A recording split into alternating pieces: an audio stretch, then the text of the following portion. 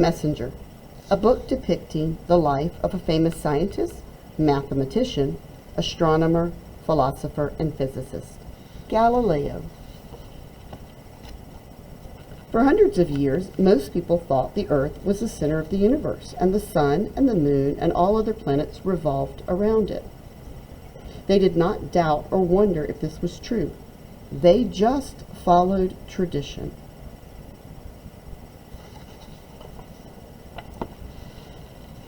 Then one man looked at the sky and wondered, what if things were not as everyone believes them to be? Maybe the Earth and the other planets move around the sun. He wrote down his observations, but he did not talk about them, and he did not publish them for a long, long time. He knew he could not prove they were true. It would take someone else to do that. In those days, Italy was a country where a great many artists, writers, musicians, and scholars lived.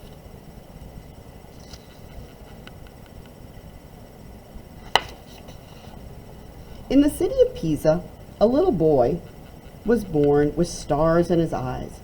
His parents named him Galileo. He was born on February 15th, 1564. Galileo thrived and he grew. In many ways, he was like other healthy children, but he was more curious than most, and stars were always on his mind. Until the age of 11, Galileo was taught at home by his father. Then he was sent to the Benedictine monastery of Santa Maria, where he studied Latin, Greek, religion, and music. He studied mathematics and physics and turned out to be a very bright young man who entertained and amused people with his brilliant experiments and observations. Galileo is our star, the people would say. By the time he was 25, he had already become a professor of mathematics, and he had begun doing experiments.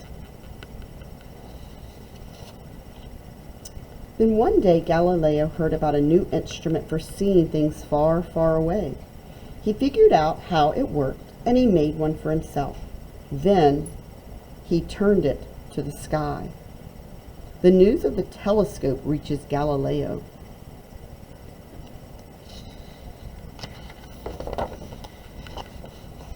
Night after night, he gazed through his telescope and wrote down everything he observed.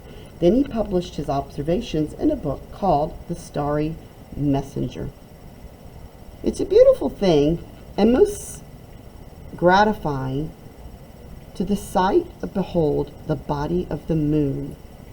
The moon is not robed in a smooth and polished surface, but in fact is rough and uneven.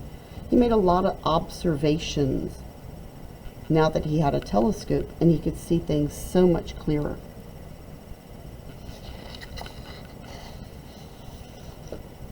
Galileo was amazed by what he could see through his telescope.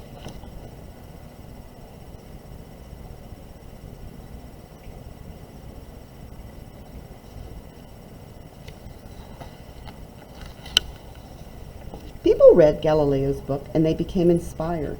He made maps of the heavens and dedicated 4 newly discovered stars of Jupiter to his patron and ruler, the Duke of Tuscany, Cosimo II.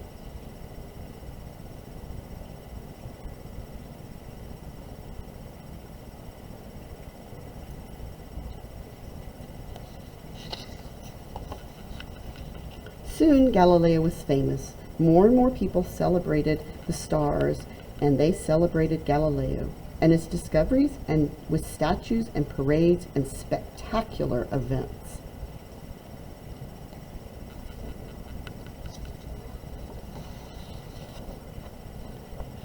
His fame grew and the celebrations became extravaganzas. But now the church began to worry. Galileo had become too popular. By upholding the idea that the earth was not the center of the universe, he had gone against the Bible and everything the ancient philosophers had taught. He had gone against the church. Galileo was ordered to stop believing what he could see with his own eyes. He was summoned to appear before the highest ruler of the land, the Pope. Galileo was afraid. He knew that people had suffered terrible torture and punishment for not following tradition. It could happen to him.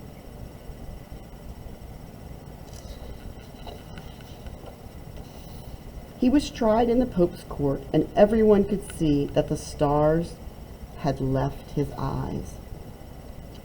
The Inquisition found Galileo guilty of heresy.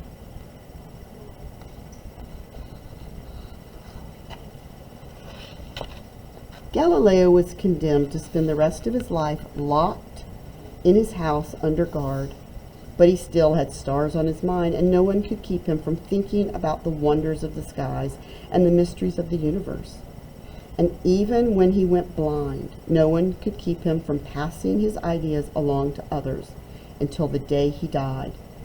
But still, the ideas lived on. Finally, more than 300 years later, the leaders of the very church that had punished Galileo pardoned him, and they admitted that he was probably, in fact, surely, and absolutely right.